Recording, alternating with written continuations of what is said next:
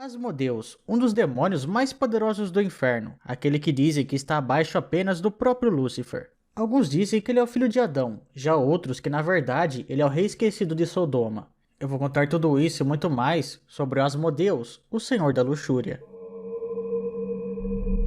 Se você for novo no canal, se inscreve aí, deixa seu like também, porque isso me anima muito para continuar fazendo os vídeos, beleza? Se você puder me ajudar ainda mais, usa o botão valeu que tá aí embaixo em formato de coraçãozinho, e você pode me doar qualquer quantia com ele. E também você pode se tornar membro do canal, que aí você tem acesso antecipado aos vídeos e ao Discord do canal.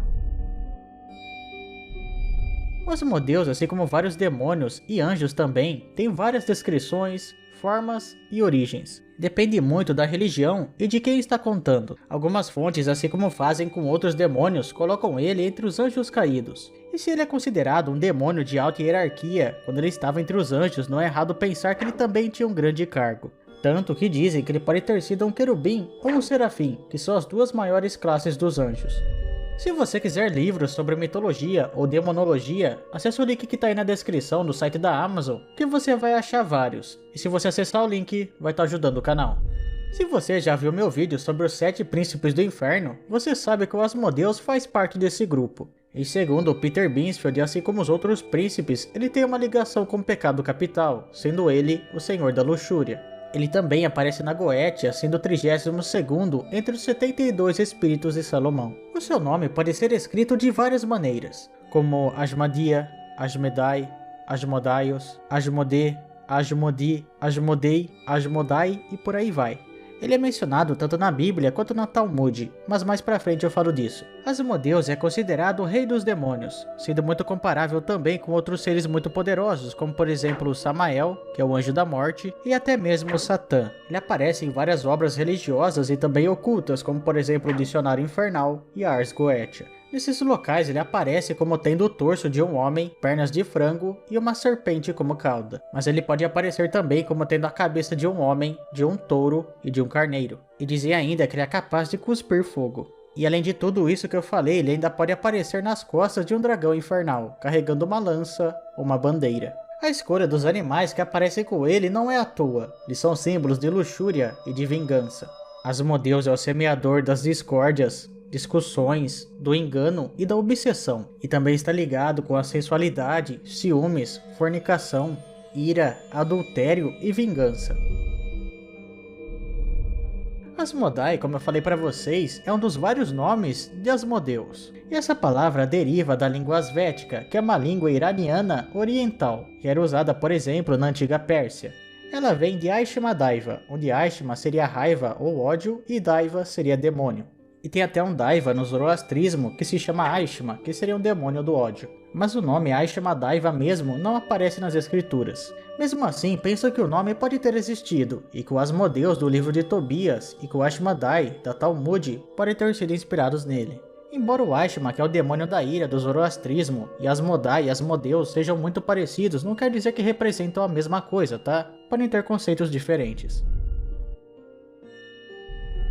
De acordo com o Antigo Testamento, Asmodeu é um demônio maligno que matou os 7 maridos de Sara, que era filha de Raguel, antes sequer que ela se deitasse com eles. Essa história está presente no livro de Tobias, um livro que até onde eu me lembro não está presente na Bíblia dos protestantes, mas na Bíblia católica está. E a história aparece da seguinte maneira.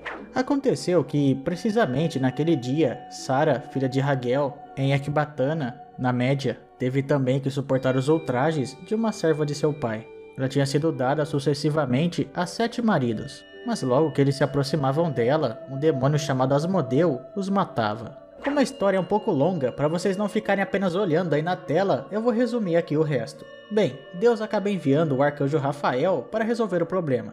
Inclusive é nessa história que supostamente o Rafael acaba se transformando em humano e vive um certo tempo entre eles. Ele chega até o local e com a ajuda de Tobias ele faz uma fumaça de fígado de peixe, e com isso o Asmodeu acaba fugindo, mas depois é pego pelo próprio Rafael.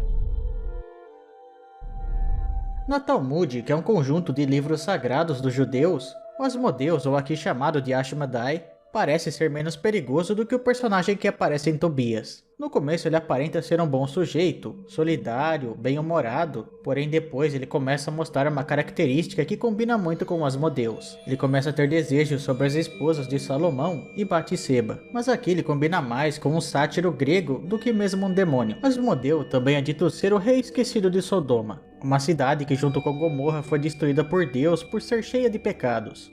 Alguns dizem que esses pecados podem ter sido causados por Asmodeus, que depois de morto se tornou um demônio. Tem algumas lendas que podem reforçar essa ideia, como por exemplo aquela em que o Asmodeus acaba tomando o trono de Salomão, e fica lá por alguns anos até o rei voltar e prender ele.